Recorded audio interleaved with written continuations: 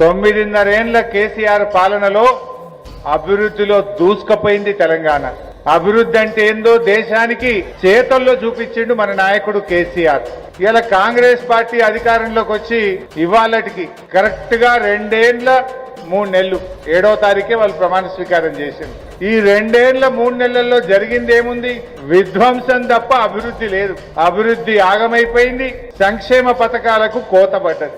9.5 ఏళ్లలో కేసీఆర్ అభివృద్ధికి care of address. Revanth Reddy 2 ఏళ్ల 3 నెలల పాలన అంతా విధ్వంసం.